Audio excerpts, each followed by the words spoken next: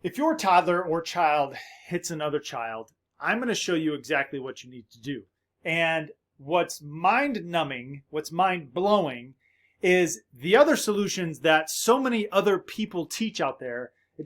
I can't even think straight on why someone else would tell a parent to actually handle hitting this way. Look, I'm going to show you how to handle hitting. And when I explain it to you, and I explain what other people teach versus what we teach, you're going to be like, oh my gosh, that makes so much sense. Like, how can other people be out there teaching how to handle your toddler or child hitting others or hitting yourself that way when, Brad, what you're telling me makes so much sense. So stick around. The strongest influence in your child's life wins. Is that you? I'm Brad Zood, and this is Influencer Parenting. So look, there are different levels of things that your child does that requires different consequences or different circumstances or different reactions. And look, if your child is physically hurting another child, listen, that's like the highest level of infraction. Look, this isn't the time to be like, oh, I can tell you're angry. And it's crazy. That's part of what so many other people teach out there. It's like, oh, we need to recognize how our child is feeling. Okay, so let's take a step back though, and let's do first things first before I get all ranty and crazy, right? We have to understand how the child's brain works, and most importantly, our brain, because we're all humans, right? So we have two parts of our brain. One, the logical part of our brain where we do like math equations and things make sense. And then the subdominant brain, which is our emotions. And hey, if it feels good, we want to do it, right? That's the fight or flight response that we have. And whenever someone has anger or a toddler has anger and they begin hitting someone, they have completely lost their logical mind and they are now acting out of their subdominant brain. So when you hear the phrase, they lost their mind, they lost the logical part of their mind.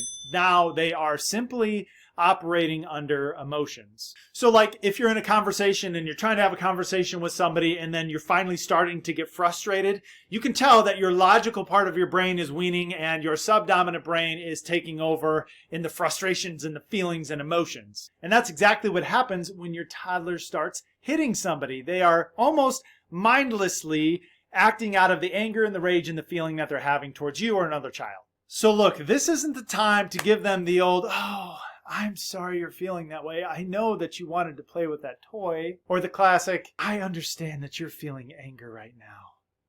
Like, I don't know what this world is coming to, but it's like we're so concerned with the person who's breaking the rules, right? Whether they're pointing a gun at a police officer or they're a toddler hitting someone else. Why are we so concerned with the feelings of the person that's doing the harm? It's crazy. Look, you don't want to get shot? Don't point a gun at a police officer. Hey, you don't want to get put in timeout or get spanked or something? Then don't hit other kids. And these are the principles that we have to teach young adults in America and our toddlers in our homes. Listen, you lose your rights when you become someone that wants to harm someone else. Your feelings don't matter. Now, does that mean with our toddlers that we're going to say things to purposefully harm their feelings? No, but we're not going to go out of our way to make sure that their feelings aren't hurt as we remove them from the situation. Listen, I'm in my late 30s, but I still come from the old school to where, like, if you do something wrong, you don't get those rights. You don't get those options. No one cares about your feelings when you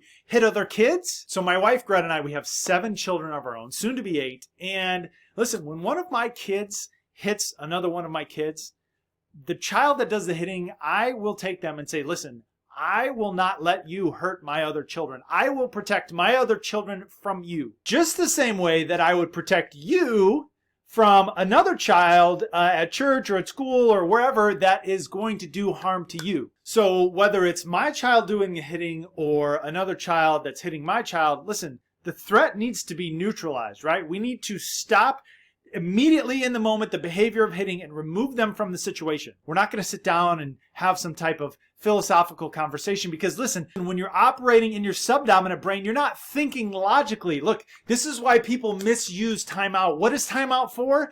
Timeout is so that your toddler gets out of their subdominant brain back into a logical thinking portion of their brain so that then you can deal with them and you can logically speak with them. But when they're in their subdominant brain, okay, they're in a pain or pleasure mode. That's it. We are not going to logic them in that moment from stopping hitting, nor do they care if we care about their feelings to try to have some ooey gooey conversation in the moment. So what do you do to fix it, right? Okay, so here's the deal. Number one, you as a parent need to make sure that you remain in the logical portion of your brain and that your emotion doesn't well up to take you in the subdominant portion of your brain to go deal with another human being that's acting out of their subdominant portion of the brain. And you all know what happens when that happens, right? Maybe you experience that in your marriage or a coworker or something like that. But when two people are operating out of their subdominant brain, it's bad.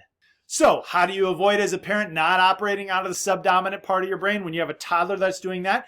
Well, you have to have a predefined consequence or reaction to when your child hits someone else. So then at that point, you just simply execute the plan. Listen, the biggest disservice today's parenting experts are telling parents is that so much of your parenting relies on your ability to say cute phrases in exactly the right way in exactly the right time. And if you're watching this video, and you haven't subscribed, by the way, you need to subscribe. If you're watching this video and you feel like nothing's working or your parenting's failing or all this kind of stuff, you're probably buying the lie that your child's behavior or your outcome of your parenting relies solely on your ability to remain calm and say cutesy phrases. Saying cutesy phrases like, oh, I'm sorry you're feeling angry that someone took your toy and that you hit somebody. If your parenting relies on that, you're going to fail. So look, we want to pre-instruct in a time of non-conflict that says, Ricky Bobby, if you hit someone else, we are going to lose the privilege of playing for 20 minutes if you hit someone. So you give them that pre-instruction before you go in the Chick-fil-A play place. And then when they do that, when they hit somebody, because they're going to, right? That's what all children do. You just simply execute the plan. You remove them from the situation and you set them in there. And all you have to say is, I told you this would happen, set them there. Don't buy the lie that good parenting comes from these cute phrases. Look, good parenting comes from two things. Number one, pre-planning, and number two, being consistent. You need to have the right tools and you need to use them regularly. Look, you will not shortcut becoming a good parent by saying cutesy phrases. You will simply become a good parent by doing what you say you're going to do and doing it frequently over time. And look, shameless plug for our program. That's why our program is designed to help you get consistent results. Look, we're like the personal trainer at the gym, okay? I know where the gym is. I have the $20 for a gym membership. I know how to turn on a treadmill, but have I done that lately? No. I know I shouldn't eat carbs and sugar, but what did I eat all day yesterday? Oh, that's right, carbs and sugar. So what is the actual problem there, right? It's the discipline and consistency of going to the gym. So if I wanted to solve my workout problem, I would hire a personal trainer because that personal trainer is going to hold me accountable to actually being inside the gym and then actually doing what I need to do inside of the gym. How I'm not going to solve my problem is I'm not going to go out and read some high-powered, highbrow, highfalutin book that talks about macros and how nutrients are delivered to my body and all this kind of stuff. No, I know the basics. I need help not doing that or not eating that food or need help going to the gym. That's the secret to parenting, and that's why we're so different. Look, everyone wants to sell you on these cute phrases as you can say as a parent. And again, granted, there are some things that are better said than others, and there's plenty of room for that, but that is not the pinnacle of your parenting. And it's just hilarious to go and watch at the Chick-fil-A play place other moms try to say all these cute phrases to their kids that just simply don't work after they've hit another child. So have a plan, know what you're going to do prior to your child hitting, talk about it with your spouse, and then just simply carry out that plan when that happens. And don't listen to other gurus that tell you that saying all these cute phrases and worrying about the emotional state of your child is somehow the answer to parenting, because it absolutely is not. And if you want to know the 6-step full parenting system that we have designed here that's going to transform your parenting, you need to click the video below. I highly, highly, highly recommend it. It's going to make you an influencer parent, and we'll see you on the next one.